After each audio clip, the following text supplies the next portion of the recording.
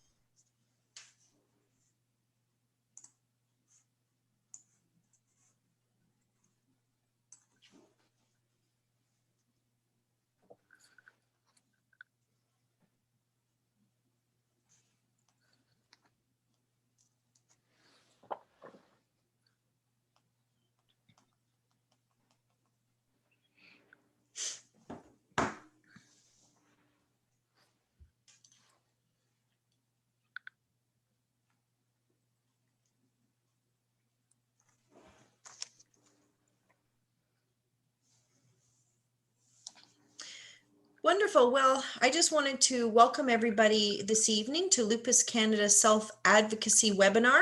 Tonight's topic is mental health and lupus, and our presenter is Janice LeBlanc. We just wanted to share with you a few housekeeping items that we wanted to address before we begin this evening. I just want to note that all attendees are placed in listen-only mode, so audio and visual has been disabled. Should you have a question though, we have the chat box and we'd like you to add your question there, and we will do our best to get to that at the end of the presentation. We hope you'll find this webinar informative, and if you have any future advocacy webinar ideas, we'd love for you to shoot them our way to info@lupuscanada.org. I will now pass it over to Ariana Ranjabar, who is our moderator for this evening's webinar. Ariana? Thank you, Leanne. Now I'd like to introduce to you all our guest speaker tonight, Janice LeBlanc. Janice has over 20 years of clinical experience working with those who have experienced childhood trauma and abuse, individuals who experience mental health challenges such as PTSD, depression, and anxiety. Currently in private practice, she provides ongoing support to first responders and their families. Janice has specialized training in art therapy, EMDR therapy, cognitive behavioral therapy, cognitive processing therapy, and is a national speaker on self-care professionals, anxiety in children and youth, and coping with chronic illness. Thanks for being a panelist with us tonight, Janice. Thanks so much, Ariana. Hi, everyone. I am delighted to be here tonight to talk about mental health and lupus, and I thank Lupus Canada for inviting me to speak tonight. There's just a bit about me. Ariana's covered that. I just want to mention that the information presented tonight is really for educational purposes only. I'm not here to diagnose. We're going to leave that to the doctors and the mental health professionals. So just a bit of an outline of where we're headed tonight. I'd like to start with a relaxation and grounding exercise. It takes just a couple of minutes just to show that self-care strategies, stress management strategies don't have to be complicated and they don't have to be time-consuming. And the exercise I will walk you through highlights 4 different strategies within that few-minute exercise. Then we're going to look at some symptoms that impact those with lupus, look at the impact of lupus on the quality of life, one's quality of life, and really spend most of the time looking at coping strategies and developing a wellness plan. And hopefully you'll leave tonight with some concrete strategies that perhaps you can implement into your own wellness plan, and then looking at some resources and supports. So let's just start with a calm place visualization, just for a few minutes. So if possible, if you can either turn off your phones or detach from your phones for the next hour or so, and begin by sitting in a comfortable, relaxed, upright position. And if it's for you, close your eyes or just focus on one point in the room that you're in. Bring your awareness to your feet, grounded on the floor, into your sitting bones on the chair. You have nowhere else to be right now. There's nothing else to do, and there's no to-do list. Give yourself permission to take this time for you.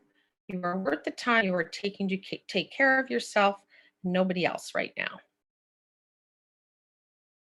Start by bringing your attention to your lower back, to your upper back, and encourage those areas to soften. Bring your attention to your shoulders and encourage those areas to soften. Encourage your jaw to soften, noticing your tongue lying away from the roof of your mouth. And bring attention to your heart area, allowing that area to be spacious and open. Just notice any tension in your physical body and notice how you're feeling in your emotional body. Breathe in and out, slowly and deeply, not attaching to any thoughts or feelings. Just let them float by like clouds in the sky. Now bring your attention to your breath and try to breathe in to the count of 4, hold for the count of 4, breathe out for the count of 4, and hold for the count of 4. Do this at your own pace for a couple of breaths. In for 4, hold for 4, out for 4, and hold for 4. As you breathe in, inhale calm and relaxation. As you breathe out, allow any negative thoughts to leave your mind and your body. Now, as you breathe, allow yourself to picture in your mind's eye a calm and peaceful place. What's the first place that comes to mind? What type of place does your mind choose? Maybe you're in a beautiful garden, in the mountains, on a beach. Picture a place that feels calm and serene and possibly safe, a place you feel calm and protected. Imagine the details of what's around you. Notice what you see, the different colors, the different textures.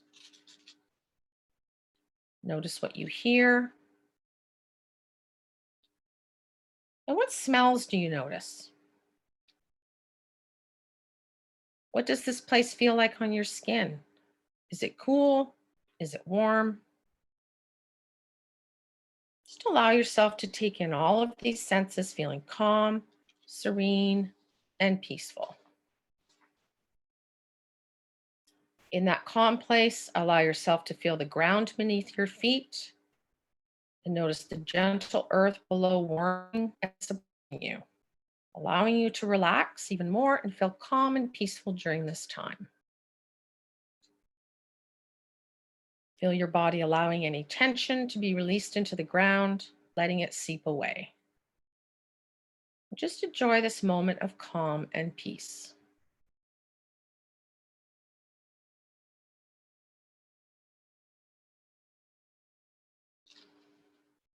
After you've thoroughly visualized this place and you're ready to leave, allow yourself to come back into the room and leave your safe place for now, knowing that you can return to it anytime you like. Wiggle your fingers and toes. Open your eyes.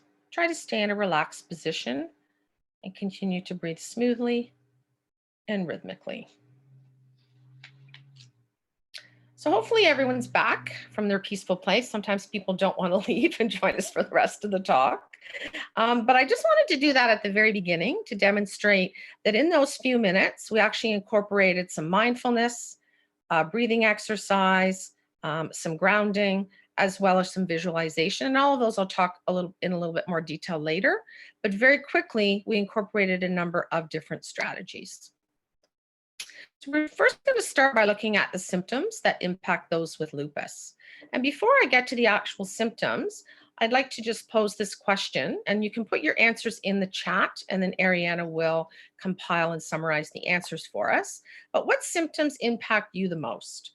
Is it the physical symptoms, the emotional symptoms, the cognitive or thoughts and sort of brain function, or all of the above? I'll just give you a moment for answers to come in through the chat there.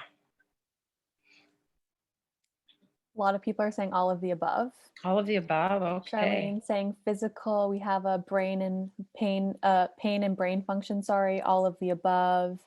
Physical, physical and cognitive. Some said emotional, physical.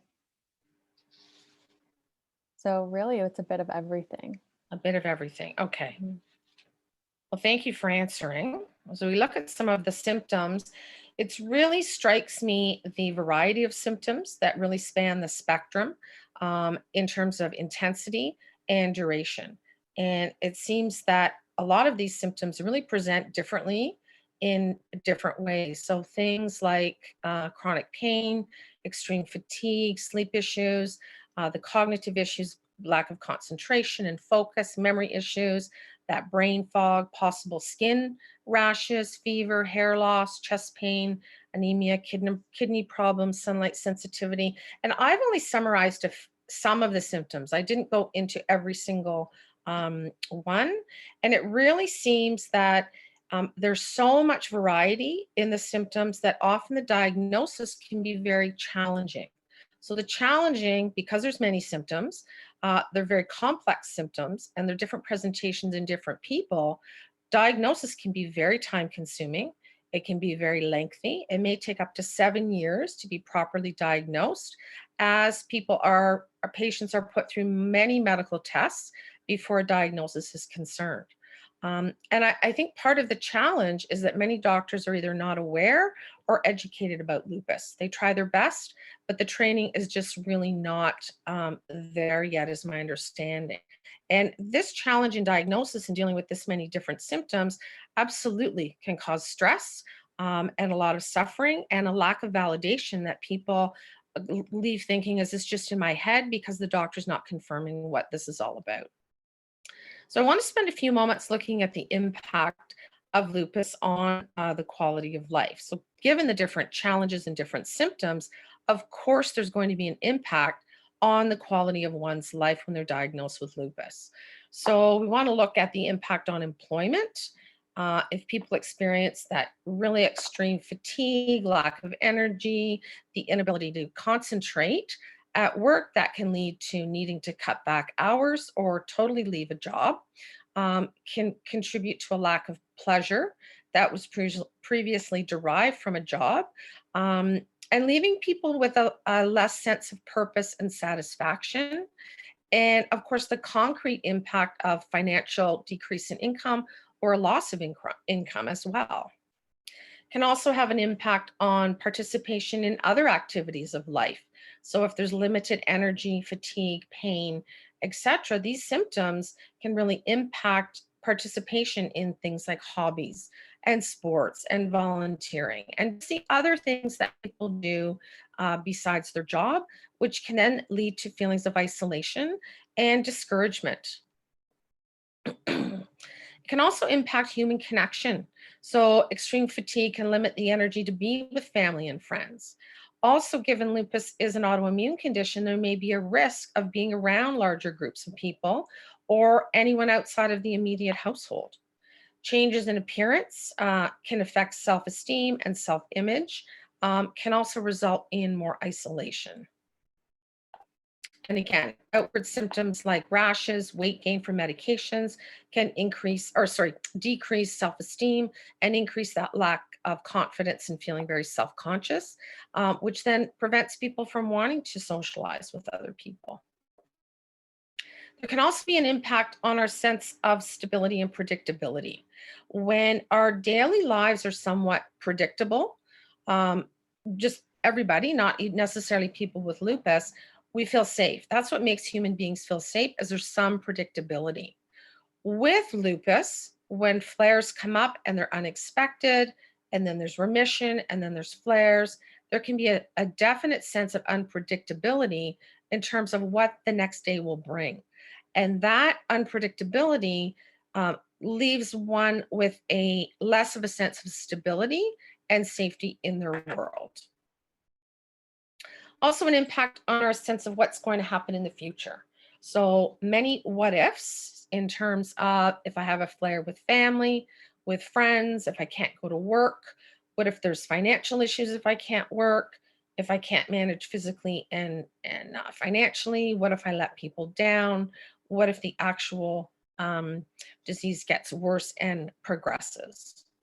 So this can really impact one's quality of life looking towards the future.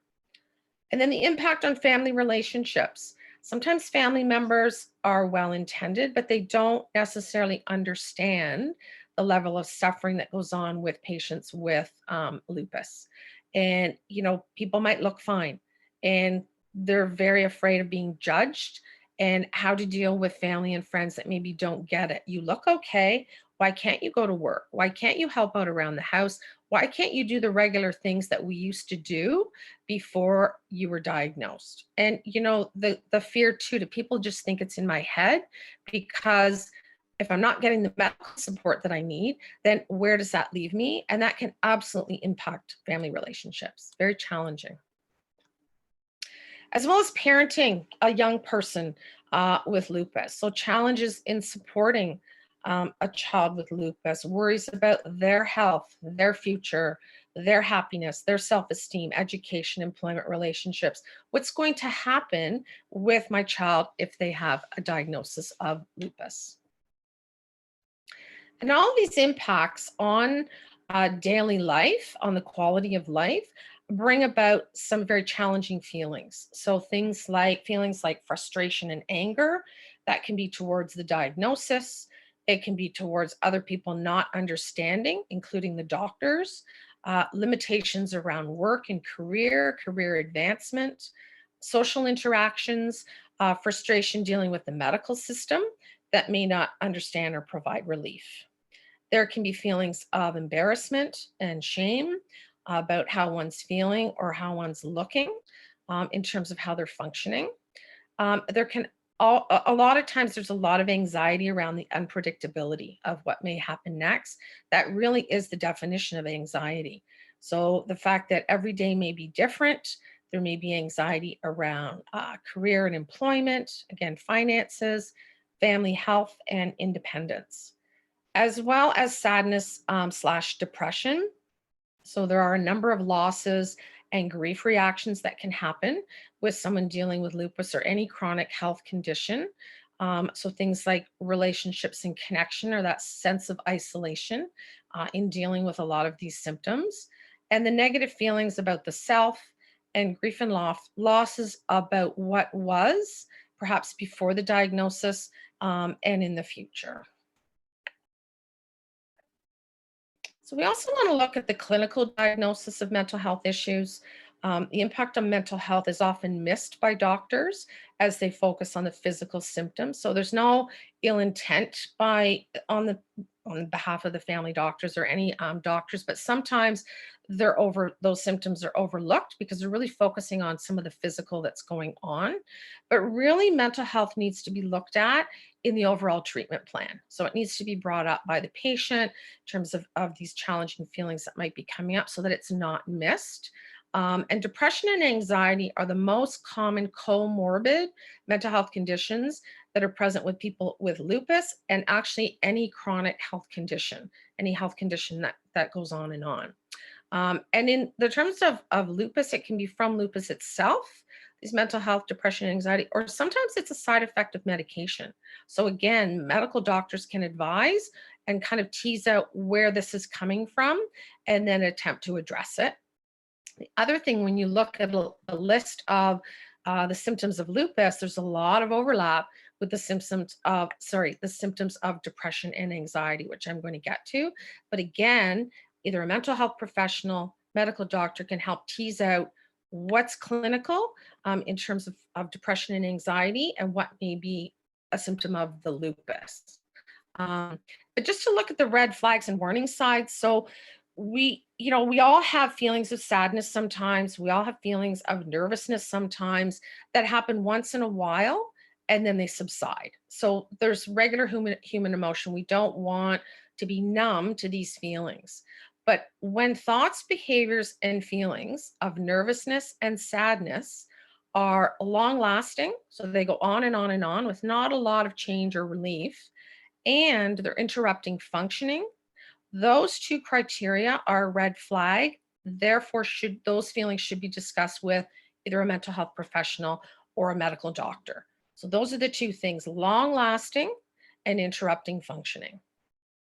And when we look at the symptoms of depression, there is a definite overlap with the symptoms of lupus. So sadness throughout the day, nearly every day, a loss of interest in favorite activities, feelings of worthlessness, irritability, lack of energy and fatigue, aches and pains, sleeping too much or too little, changes in appetite or weight, and thoughts of death or suicide. So again, some of those, you tick the box for lupus as well.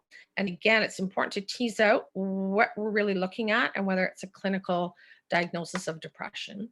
Same goes for anxiety. So again, it reaches a clinical level when nervousness interrupts functioning, and it goes on and on and on.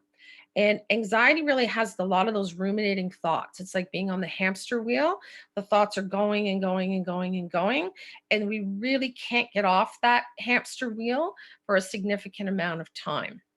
So there can also be difficulty sleeping, fatigue, concentration issues, irritability. The physical symptoms can come up with anxiety and feelings of impending doom or terror. So I want to spend most of the time looking at some coping strategies and looking at how to develop a wellness plan. Since we've looked at the symptoms of lupus, looking at some more of the clinical issues around the quality of life, it's important now that we look at how do we cope? What are some things that we can put into our daily life that are going to help us feel a little bit better and have a better quality of life in terms of our mental health? So one of the first things we always advise is to learn as much as you can about whatever chronic health condition you're dealing with, and this includes lupus. So learning about it and also learning about how it's treated, and then sharing this information with friends and family so that they can understand a little bit about what's going on and a little bit about what you are experiencing. It's also really important to have a positive support system and to develop that over time. You want people who are on your team and on your side that are going to support you in this journey. So obviously family, friends, doctors, so that can look your family doctor, there may be specialists involved. Even natural remedy doctors can often have a really great suggestions, mental health professionals, faith-based supports, whatever that support system looks like to you. These are teams of individual systems that can support you. So just another question and poll. I'm really curious. The list I put up previously is by no means exhaustive. So I'm just curious, are there any other supports that you find helpful that I didn't happen to include on this list? I'd be very curious to know. And again, you can put your answer in the in the chat, and Ariana will summarize them for us.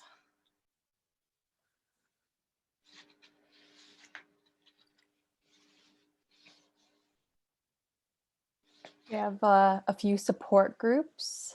Mm-hmm. Someone asked if they could see the list again. Sure, yeah. There we go. Someone said yoga, and then Facebook support groups, some social media sites.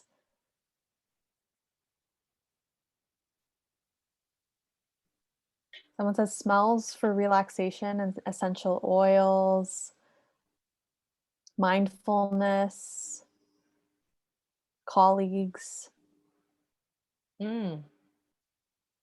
Social media used in the right way. That's important. Yes, very important. Exercise that's not strenuous, apps, enjoyment in the arts. Someone said running, support groups again. Great. Yeah, so some of these I'm going to go into a little more detail, so that's great. Excellent. Yeah, social media I think is a big one, and that's a good point, Ariana, when it's used in the right way. And again, positive is really a key component to any type of support system, is you want people really who are on your team. So thank you, everyone. Yeah, absolutely. All right. So let's just look at the components of a wellness plan. We always want to look at the physical, the mental, the spiritual, the emotional, the social, and the environmental. And we look at all these areas in order to create balance. So some strategies target certain areas, but if we keep these 6 areas in mind, we kind of hit all areas of our world. And some areas we're really good at addressing. And again, it's an individual thing. And some areas we're really not, and we have to work at kind of working on that. I know the physical exercise is one for me that I don't love. So, okay, when we look at different wellness strategies, we always want to target the physiological, which are the reactions in the body. We want to look at the cognitive, which are the distorted or unhelpful thoughts that we might have. And we also want to look at the principles and beliefs underlying our feelings. So all strategies, we want to target those 3 things: the body, the mind, and the emotional self. So if we look at the physiological strategies, we want to look at lifestyle. So lifestyle includes things like diet and nutrition, how much water we're drinking, and hydration. I think a lot of people in general do not have enough hydration in the day. We want to look at how much sugar and caffeine we're taking in the day. We want to look at social media. And again, looking at it in a positive way. There's great stuff on social media, but really notice and limit the amount we're comparing ourselves to other people and what other people are doing. And of course, avoiding mood altering substances like alcohol, drugs, tobacco. Looking a little bit at exercise, someone mentioned yoga previous or in the last poll. Doing gentle, mindful walk outside. Walking also encourages deep breathing. Okay, so that also incorporates in another strategy for relaxation. But gentle yoga, Tai Chi, Pilates, acupuncture, massage therapy, chiropractic care, all of these things, whatever works for you. I know many of my clients don't like yoga. They don't like it, but they'll find something else. They go for a swim, or they go, for a gentle walk, or they walk in nature, walk the dog, whatever works for you, because everyone will be very different. And some days you'll be able to do some of these things and other days you won't. So it's always important in any kind of relaxation plan or any kind of wellness plan that you're gentle with yourself, you're compassionate with yourself, and you do the best you can during the day. That's all you can do. Sleep issues. Many people with lupus have difficulty with sleep, either falling asleep, staying asleep. I think right now with the pandemic, sleep issues are chronic. A lot of people are not sleeping. I see it in a lot of my clients. Sleep issues have come up. So just a few strategies. A lot of them you might already be doing, with just some reminders. The cooler the room, the better people sleep. And we actually have clinical studies that show this. So a room that's 65 degrees Fahrenheit or lower, you actually will get a better sleep. Some people find that very cold, but there's something to do with the brain that it actually signals the release of melatonin, which increases the quality of our sleep. And having a dark room as well. So cool and dark, we will get a better sleep. One downtime for about an hour minimum before bed. So no screens, no vigorous activity, things like a bubble bath, if that suits you, or a warm drink, or reading something very calming that hour before bed. Again, you're teaching the brain, this is a time for bed. This is the time of day that I wind down. I don't rev up. So that you can get a better sleep. And no work or screens in bed, again, to signal the brain, this is where I go to sleep and this is where I rest. Trying to go to bed when you're sleepy, and trying to balance the sleep cycle, which is very challenging for a lot of people. I know myself, I'm not great at this, getting up at the same time and going to bed at the same time. It's challenging, but again, we are creatures of habit, and we have a certain rhythm in our brain that tells our bodies we need to sleep. And when we get up at different times and go to bed at different times, all of that is thrown off. And actually, we get a worse sleep when we do that. And then trying not to nap, which also interrupts the sleep cycle. But, having said all that, if people need to nap in the day to get through the day, then they need to nap in the day to get through the day. You have to do what you have to do. Again, with the premise of needing to be gentle and kind to yourself. But a 20 or 30-minute nap, if it's absolutely necessary, then that's what you do. Self-talk is very important in terms of how we feel, in terms of how we manage stress, in terms of our relaxation. So really looking at different feelings of anger and sadness that can bring up unproductive thoughts, such as, this isn't fair, I haven't done anything wrong, so why do I have these health issues? Why me? I'm too weak to fight this. I'm a burden. All of these things can come up. They're natural thoughts for people, but the strategy for dealing with these kind of thoughts is to recognize them, validate them, that they're true in that moment, but attempt not to stay there. So you don't want to stuff everything down and ignore it. You want to bring it up. You maybe write it down. You maybe talk about it. But then two little phrases that I like to teach clients, and I use myself, that will help us move along from these kind of negative, self-defeating thoughts are, number one, where's the evidence for this? So I'm a burden to my family and friends. Where's the evidence to this? And what that does is bring it down from us globalizing something and catastrophizing something to it being very large, down to something, maybe there's been one incident. So it's not, I'm a burden to everyone. Maybe there's been one comment. You bring it down to something smaller. It can then be addressed and problem solved. And the other really great phrase is this useful? So many of these phrases, they're valid, they're true, we feel them. But in order to get past them, is it useful to think, why me? This isn't fair. You're right. It's absolutely true. It's not fair. But it's not really useful for us to think that way. So recognizing it and then moving on to another strategy, distraction, or doing something else. And that moves us along to a little more balanced thinking.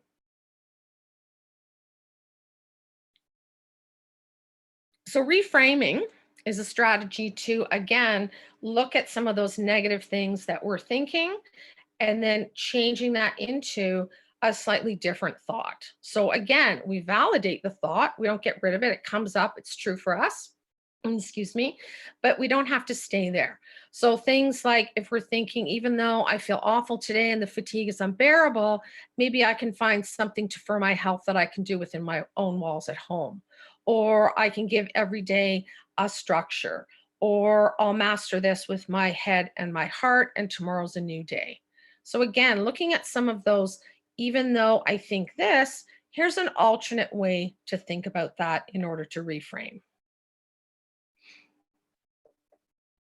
This is a nice exercise when we're really sort of revving up and we're getting anxious, or we're getting really down and we're worrying about a lot of things and things are just big for us. A lot of the things that we worry about as humans in general are beyond our control. And right now, there's many, many things that are beyond our control with this pandemic. So this is a nice exercise to really, when things are, revving up and you're ruminating about a lot of different things, is to really take out a piece of paper and draw a circle. And on the outside of the circle, you put everything that you can't control. On the inside of the circle, you put everything you feel you do have some control over. Maybe not total control, but maybe some. And after you get everything out of your head, and please don't do it in your mind, do it on paper. It's much more effective on paper. Just scribble it all down. What are you going to focus on? You're going to focus on what you can control. You can problem solve, you can strategize, you can talk to people about, okay, what can I do about this? I have some control, I'm not sure what to do. But the stuff on the outside, if you can't control it, you got to somehow put it aside. And it's hard. It's a hard process, but the first step in it is putting it down on paper. And that's a nice little exercise. So looking at calming the body, during the relaxation exercise, we did some grounding. So another little exercise really to do grounding is called 5, 4, 3, 2, 1. And I know this has, I think, been in the media quite a bit in terms of suggestions. But basically what you're doing is using the senses, and you're asking yourself, what are 5 things I can see right now? And you go through them. Even in your room right now, you can do it on your own. What are 4 things I hear right now? What are 3 things I smell right now? What are 2 things I might feel on my body right now? And 1 thing, taste is a hard one unless you're eating or drinking something. But basically you go through all the senses and you do it in a numbered fashion. So using all those senses, you go through them. You can also use colors. What are 5 red things I see right now? What are 4 blue things, 3 green things, 2 purple things, 1 orange thing? Whatever, however it works for you. What it basically does is, because the brain cannot really think of 2 things at one time, we think it can, but it really can't. What you're doing is moving your focus and attention away from what you're worried about, or something that may trigger you, to dealing with your senses. And because your mind is shifting, your brain will then start to calm down. So that's a nice one, any kind of grounding exercise. Progressive muscle relaxation. I've included a YouTube link here for a very nice one. It's about 3 or 4 minutes long. And basically, progressive muscle relaxation is focusing your energy on different muscle groups in your body. And you can either start from your feet or your head. You start with your head, you scrunch up your face for about 10 or 12 seconds, and then you let it go. Then you go to your shoulders, your arms, your hands, all the way down your body to your feet. And what you're doing really is taking any kind of tension, any kind of pent up energy, and you're releasing it. And it can be really effective if you have trouble sleeping. I use it at night if I can't sleep. Just kind of do that through, and all of a sudden your body just sort of relaxes.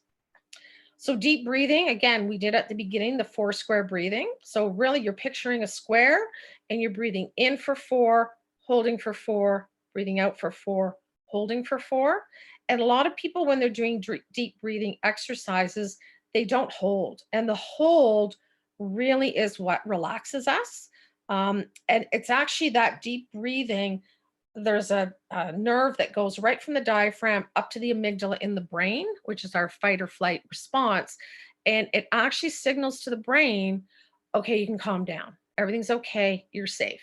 So the deep breathing, when we tell people breathe, breathe it out, there's a reason for that. It's an actual physical response. Calming music and apps, and I'm going to get to apps in a minute, and mindfulness, which is challenging at times to be in the moment.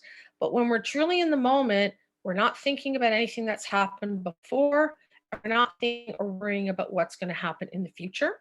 And one little fun mindfulness exercise is the coloring books that are out all over the place, Chapters, dollar store, because there's no goal. It's just basically to be in the moment, to color, and to make a picture look nice, right? So that's just a fun way to do it.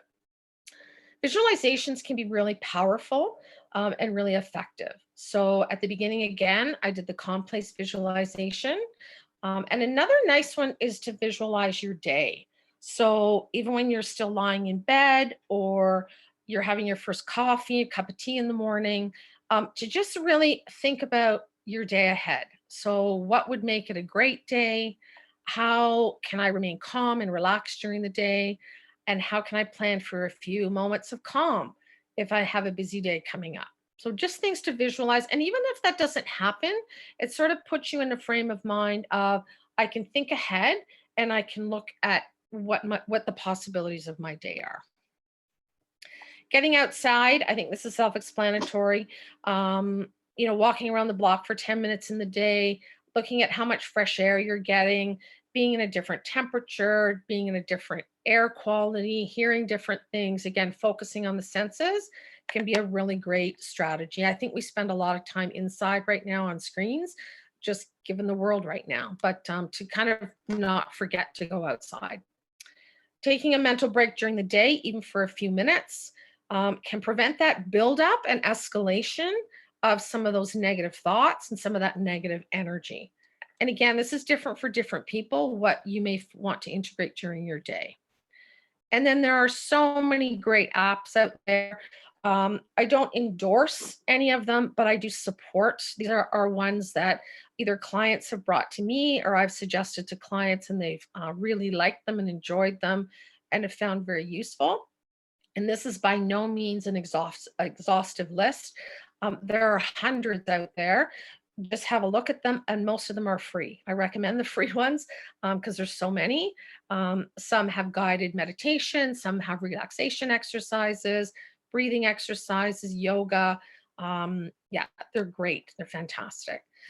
Doing something creative. So again, creativity gives a different perspective, gets us out of our head. can also alleviate boredom. There's a lot of boredom right now because we can't go anywhere and really do anything. So really anything that you find creative, art, music, drama, cooking, knitting, crocheting, whatever you think uses up part of your creative energy and accesses the creative part of your brain is fantastic, as well as journaling.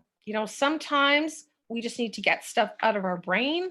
We need to put words to things that maybe we can't get mentally. We don't have anyone to talk to at the time.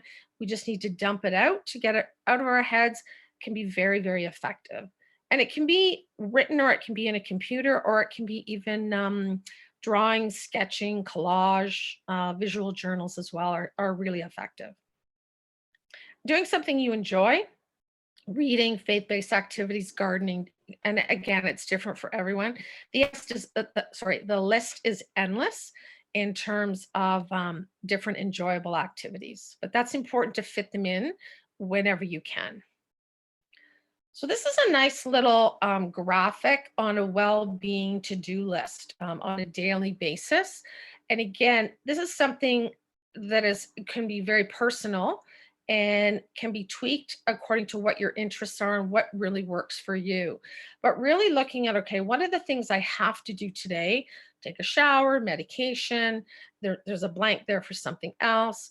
The option of cleaning one thing or one space in a day, organizing something, tend to something growing, like a plant, a child. I would add a pet in there, fish, whatever. Being mindfully present to different senses, a spiritual practice, reaching out to a human beyond your home right now, especially, is very important to attempt to stay connected. Doing one thing that'll get your heart rate up, so some gentle exercise. And I love the last one of doing one thing that you'll be glad that you did later. But this is just kind of one way to kind of structure things that we want to be reminded of in terms of a wellness plan as a to-do list on a daily basis. And last but not least, looking at some other resources and supports. So someone in the chat did mention support groups. Support groups can be great, whether they're virtual, Facebook, online, or in person. But being with like-minded people can provide emotional support, can provide ideas for treatment, a sounding board for frustrations, and some understanding and hope. And I'd advise you to check out the Lupus Canada website. I mean, it's a great website anyway, but also looking for information on support groups. They can be very helpful and can really reduce that sense of being alone in this journey with lupus. Looking at professional mental health support, I've just posted some questions here to ask yourself. Am I experiencing the symptoms of prolonged sadness, nervousness without improvement? Is my mood interfering with my functioning at work, at home, other areas of my life? Is the sadness not going away? Is the nervousness really escalated into anxiety? And am I feeling less pleasure in my personal and professional life? So if these things are pervasive, I would highly recommend chatting with your family doctor or a mental health professional, and they can assess whether treatment may be warranted to manage the symptoms of depression, anxiety, and any other mental health conditions. A few other resources: Lupus Canada, of course. Family doctors are a great resource. The CAMH website has a lot of great information about mental health. And just next steps, I just want to offer, sometimes finding support can be challenging in terms of navigating the mental health system. But if you feel like you or someone you care about may need additional support surrounding mental health, please feel free to contact me to help you navigate the system or provide guidance on how and where to get support. I'm happy to provide that. So you can reach out to me, and my contact information is coming. And just to end with a note of hope and really looking at you building your own resilience.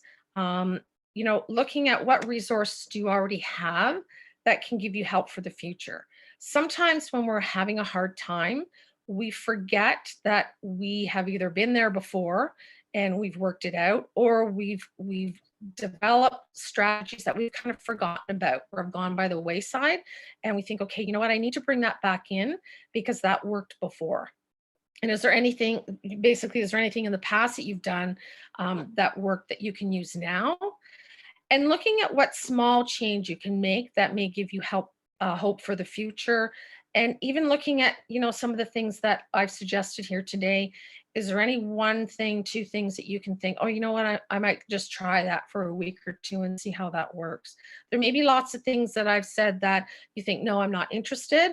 But even if there's a couple of things you've taken away that you can implement to support your own mental health, I think that that's very useful. And just a final quote: you can't control what's happening. Challenge yourself to control the way you respond to what's happening. That is where your power lies. And that's my contact info.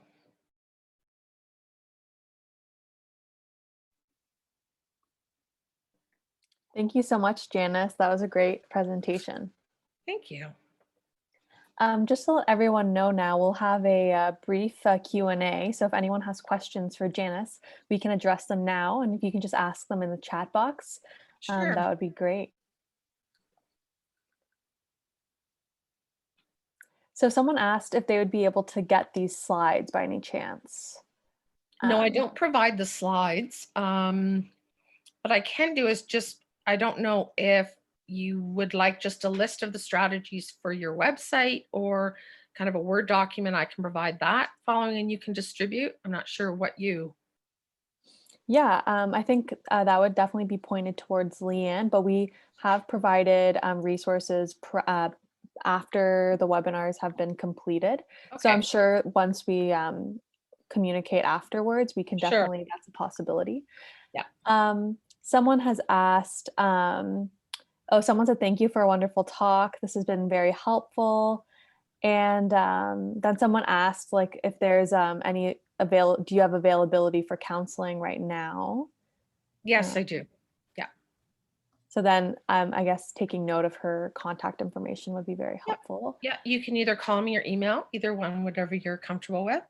But I don't have a long, I often have a long wait list. I don't right now. I've just added another day to my practice because it's gotten a bit busy. So I do have availability. Yes. Yeah. Someone just said that they love the information and asked about the Word document again. So maybe we'll do like some sort of summary and then we'll, Leanne, I don't know what you think about that. Yeah, we can definitely speak with Janice afterwards and find out how we best can share some of the relevant information with everybody. Sure. And we'll then indicate that as to where it is on our website. Okay. Someone's just asked, so they said, I find it hard to open to others about lupus. Do you have any suggestions about opening up to family members or friends when you have a chronic illness or when you're struggling, I guess would be more of a broad one that maybe you could answer, Janice? I think my best advice would be you start by opening up to people that you trust and that people are not going to judge you and are not going to take the information negatively, so that you can increase your comfort level of being honest about how things are going.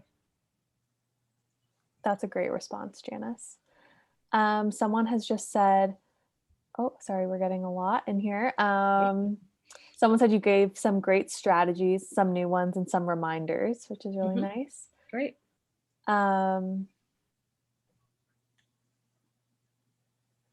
So someone has said, thanks for all the information. I'm a teacher who's been dealing with an inordinate amount of stress. Yeah. I was recently diagnosed and I wonder if the stress contributed to my lupus symptoms.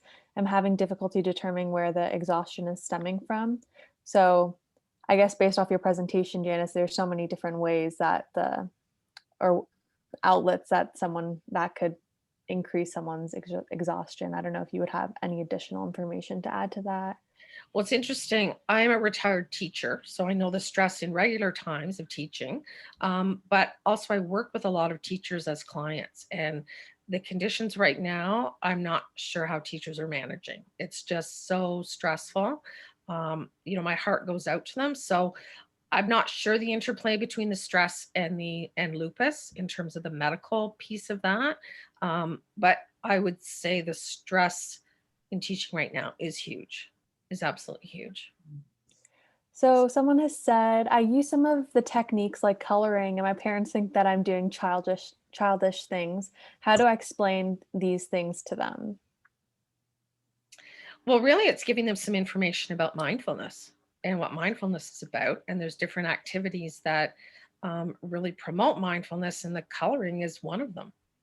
Any kind of art activity, anything like that, because it's really trying to stay in the moment without projecting forward to having a final product. In the coloring book, it's just nice colors, like that's it. So Someone's asked sort of how open, sorry, I'm just trying to read this properly. So how to open up to someone that's in your social circle about why you want to stay away or distance yourself from them. Like, do you have any advice for that? I think, again, it's the comfort level. It's starting with the comfort level of being comfortable with yourself in terms of having that diagnosis of lupus, and then maybe practicing on people you trust on what to say, how much information to give, and then you can start to extend that circle in giving out that information. But I think it has to start with our own comfort level with things. It's the same with a mental health issue. There's still a lot of stigma and people are afraid to share. I have depression, I have anxiety, but the more they're comfortable with it, it's part of them. It's not all of who they are, it's just part of them, that then they can start to share that with other people with that comfort level. I think that's where it has to start. That's great. Someone said, thank you so much. This is their first webinar and they love the information.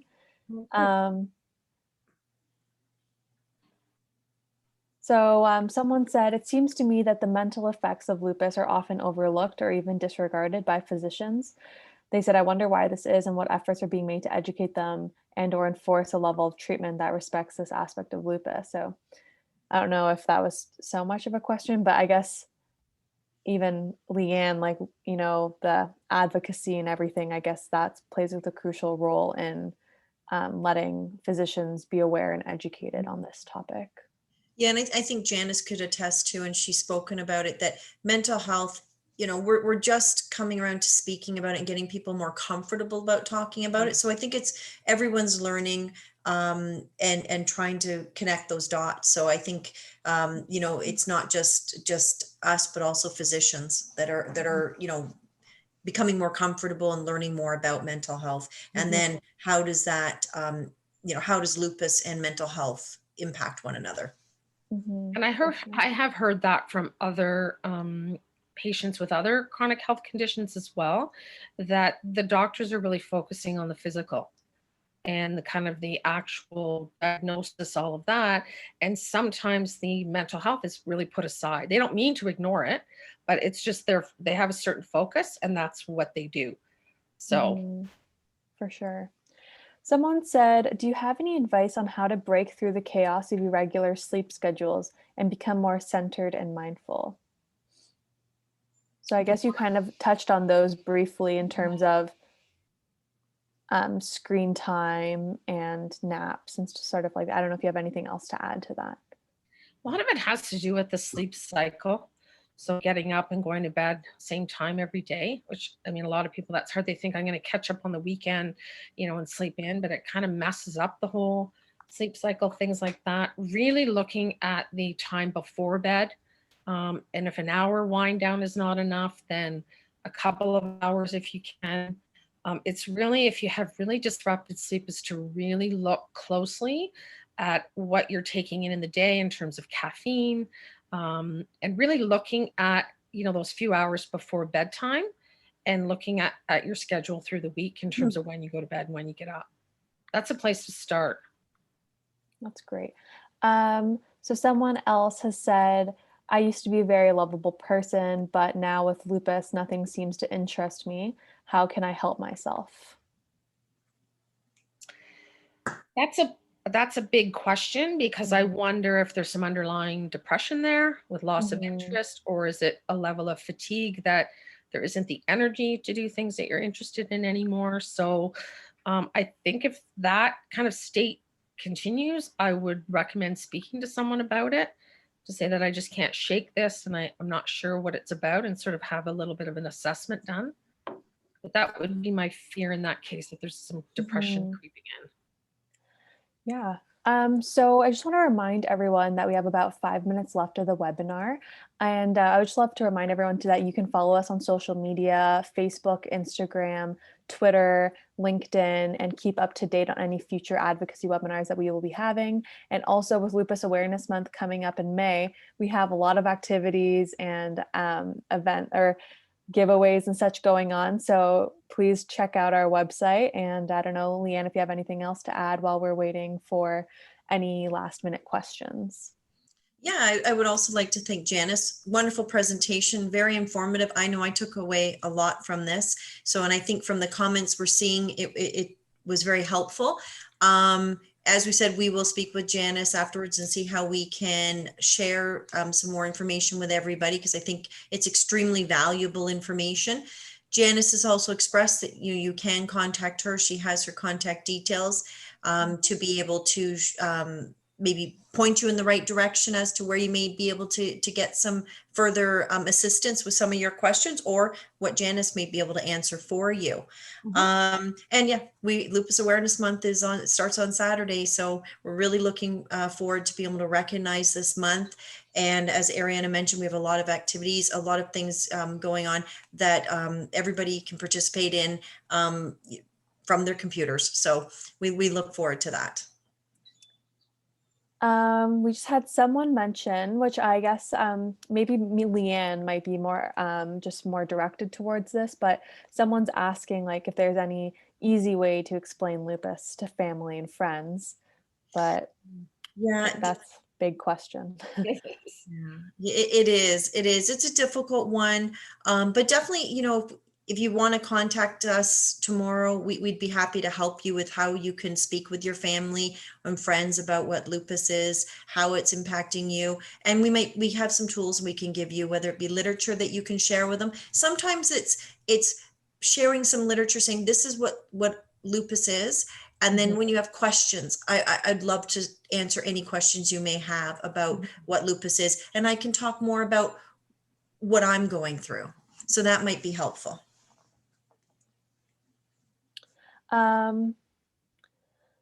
This is more of a statement, I guess, than a question, but maybe Janice, you'll be able to provide input still. Someone said I had several comorbidities. Oh my gosh, I'm sorry if I did not pronounce that properly. This makes me unable to talk to anyone without sounding pathetic. Any specialists I see only deal in their area. I have a counselor, but I think she doesn't understand the totality of my illness. Then you might, I think it's really important when I talked about your support system, that includes your counselor or your therapist, your mental health person. You need someone that you can relate to. And sometimes certain people are not a good fit, and that's okay.